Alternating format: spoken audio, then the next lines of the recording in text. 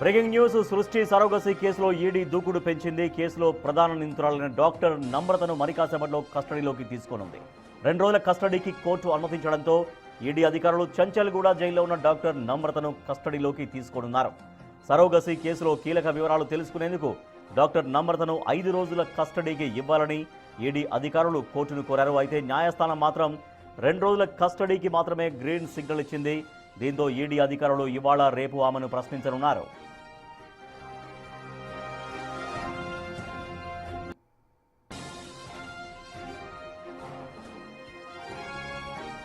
Surrogacy పేరుతో భారీ ఎత్తున అక్రమాలకు పాల్పడ్డారని డాక్టర్ నమ్రతపై ఆరోపణలున్నాయి. అయితే ఈ వ్యవహారంలో కేవలం వైద్యపరమైన ఉల్లంఘనలే కాకుండా భారీ స్థాయిలో హవాలా, మనీ లాండరింగ్ జరిగినట్లు ఈడీ ప్రాథమిక ఆధారాలు సేకరించింది.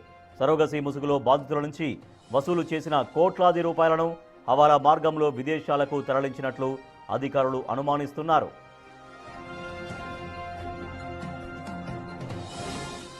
ఈ 2 రోజుల కస్టడీలో ఆ డబ్బు ఎక్కడి నుంచి వచ్చింది, ఎవరికి చేరింది, ఈ అక్రమ నెట్వర్క్లో ఇంకా ఎవరెవరు ఉన్నారు అనే కీలక అంశాలపై ఈడీ అధికారులు డాక్టర్ నమ్రతను ప్రశ్నించనున్నారు.